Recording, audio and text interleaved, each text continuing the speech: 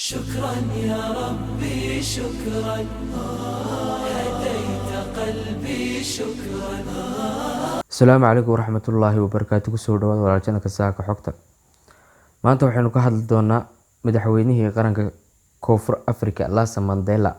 Nelson Mandela waxa uu dhashay July 18 1918 waxa uu ku dhashay tuulada Tranzaki ee South Africa.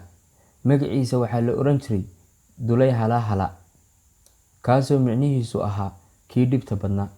Waxaa soo koriyay ninkii xukumi jiray tuulada ay deganaayeen. Waxa uu ka mid ahaa ardaydii farakutiriska ahayd ee wax ka dhigan jirtay tuulada. Waxa uu ahaa arday aad u dadaala. Waxa uuna qaatay kulliyadda sharciga. Waxa uu guursaday 2 jeer noloshiisa, halkaasoo xaaskiisii ugu horeysay uu kula kulmay Johannesburg. Waxa uu guursaday sanadku markuu ahaa 1944. Waxay u dhashay 4 caruur, 2 wiil iyo 2 gabdhood. Sanadkii 1958 waxa uu guursaday xaaskiisii labaad, iyadoo u dhashay 2 caruur. Mandela waxa uu ku biiray xisbigii xorriyadoonka ee dalka South Africa, isagoo loo magacaabay gudoomiyaha isku xidhka dhalinyarta iyo ururka.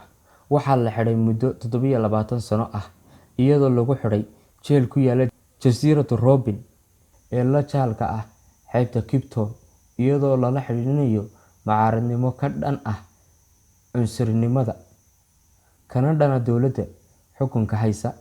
Markii dambe shacabku waxay sameeyeen mudaharaado ku waajahan dowladda ay kaga dalbanayaan xorriyad soo celinta Nelson Mandela, iyadoo ugu dambeyn la aqbalay codsigaasi.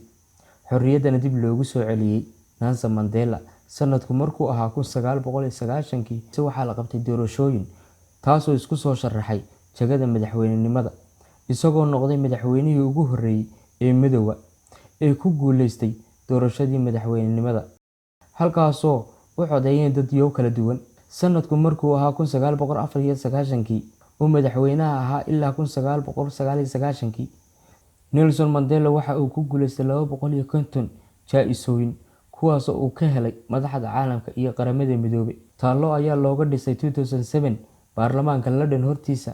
Sidoo kale waxa uu helay abaalmarinta Nobel Prize-ka iyadoo loo siiyay nabadda awgeed.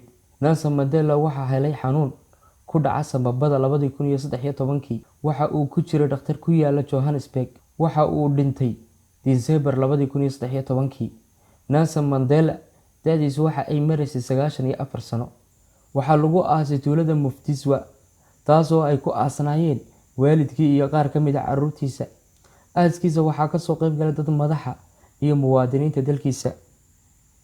Fadlan subscribe saar, share dheh, jaliskana fursad dheergelin ugu noqoto.